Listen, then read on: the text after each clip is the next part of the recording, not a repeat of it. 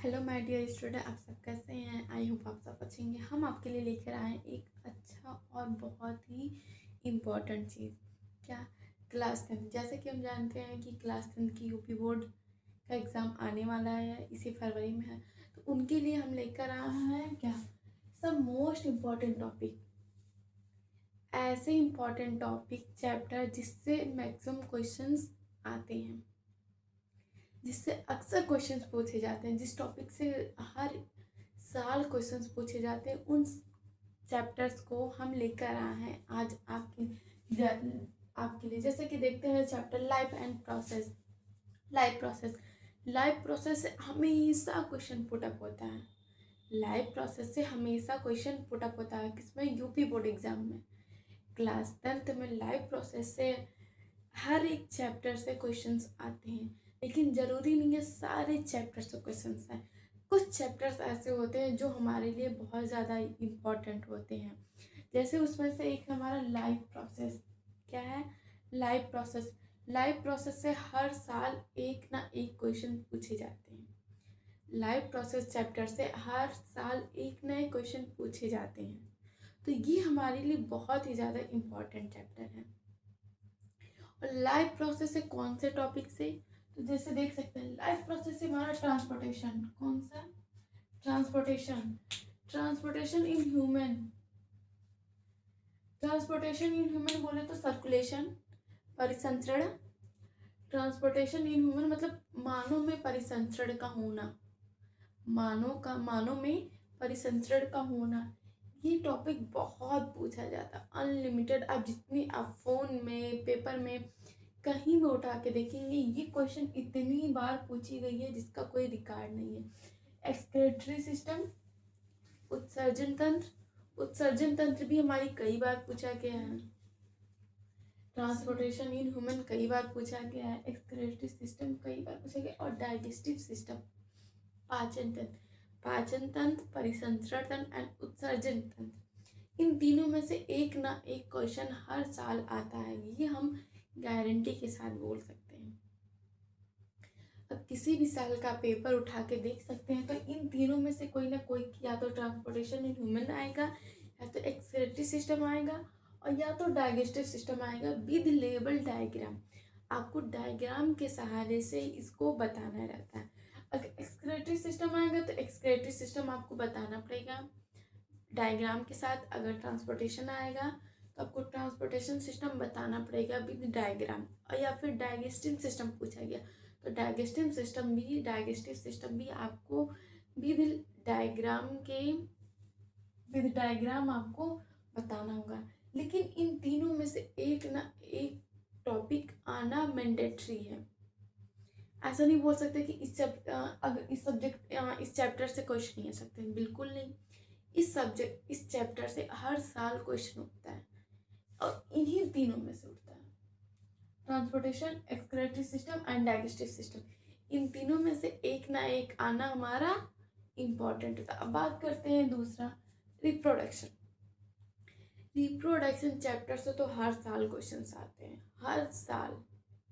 ये कुछ चैप्टर्स ऐसे हैं जिनसे हर साल क्वेश्चन पूछे जाते हैं, जैसे life process, reproduction, heredity and genetics, our environment, control and coordination, और रिप्रोडक्शन तो ऑलवेज है ही है। इसमें मैं भूल गई थी तो यहाँ पे एक मैंने लिख दिया। अब बात करते हैं रिप्रोडक्शन। रिप्रोडक्शन में क्या? Explanation of male reproductive organ and female reproductive organ. या तो मेल रिप्रोडक्टिव ऑर्गन पूछेगा, या तो फीमेल रिप्रोडक्टिव ऑर्गन पूछेगा। मेल रिप्रोडक्टिव ऑर्गन पूछेगा तो आपको mail reproductive organ with diagram के सहारे से आपको बताना पड़ेगा कि मेल रिप्रोडक्टिव क्या है। आपको फिगर ड्रा करना पड़ेगा, नॉमिनेशन करना पड़ेगा, और आपको एक्सप्लेन भी करने रहेगा। और ये सारे के सारे लॉन्ग टाइप क्वेश्चन होते हैं। कैसे होते हैं? लॉन्ग टाइप क्वेश्चन होते हैं। Male reproductive and female reproductive, नर जन्म मादा, male female reproductive organ. Male means नर, फीमेल मीन्स मादा, और रिप्रोडक्टिव मीन्स जनन, ऑर्गन मीन्स अंग। नर जनन अंग या मादा जनन अंग। इन दोनों में से कोई ना कोई एक हर साल पेपर में पूछा जाता है, हर साल। और लॉन्ग टाइप क्वेश्चन, आपको पता है लॉन्ग टाइप क्वेश्चन कितने नंबर के होते हैं? आई होप आप लोगों को पता होगा, क्योंकि इस साल आपको बोर्ड एग्ज़ाम देने हैं। और इसी हमारे फरवरी 2026 फरवरी में हमें बोर्ड एग्ज़ाम देना है। इट मीन्स आप सभी को देना है। तो ये हमारे क्वेश्चंस बहुत पूछे जाते हैं, male reproductive organ and female reproductive organ with diagram explanation.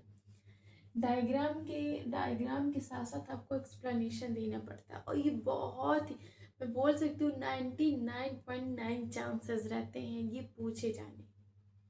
मैं 100% बोल सकती हूँ, लेकिन क्या है ना कि 100% आप किसी चीज़ पे श्योर नहीं हो सकते। बिल्कुल नहीं, ऐसा नहीं है कि सब कुछ पॉसिबल है। हाँ, सब कुछ पॉसिबल है, 100% का पूछा जाता है, लेकिन 1% का मैं रिस्क थोड़ा सा, भाई मैं नहीं कह सकती ना।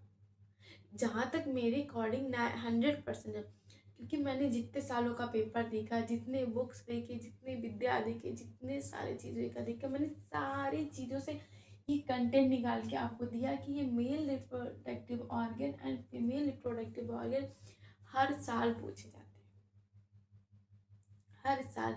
इससे या तो मेल रिप्रोडक्टिव ऑर्गन पूछा जाएगा या तो फीमेल रिप्रोडक्टिव ऑर्गन पूछा जाएगा। इट मीन्स पूछा जाएगा, ये श्योर है। बात करते हैं heredity and genetics. Heredity genetics से हमारा एक क्वेश्चन आता है, मोनोहाइब्रिड एंड डाइहाइब्रिड। या तो ये पूछेगा difference between monohybrid and dihybrid, या तो ये पूछेगा मोनोहाइब्रिड एंड डाइहाइब्रिड को एक्सप्लेन कीजिए।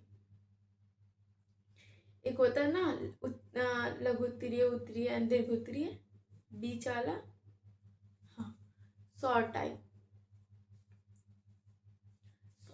क्वेश्चन में ये पूछा जाता है, मोनोहाइब्रिड एंड डाइहाइब्रिड क्वेश्चंस।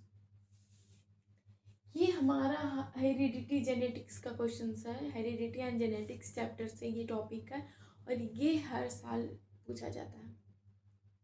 अब कह ही नहीं सकते कि ये पूछा नहीं जाता, बिल्कुल पूछा जाता है हर साल, क्योंकि क्या है ना, ये हमारे लिए इम्पोर्टेंस भी है। और मैंने जितने बुक में, जितने पेपर्स में, जितने मॉड्यूल, जितने विद्या अवतार अनसॉल्व, जितने भी सारे आते हैं, सारी चीज़ों से मैंने देखा। फिर मैं आपको बता रही हूँ कि जो हमारा जेनेटिक्स होता है, हेरिडिटी चैप्टर्स होता है, इसमें से एक क्वेश्चन पूछा जाता है किसके बारे में, मोनोहाइब्रिड एंड डाइहाइब्रिड।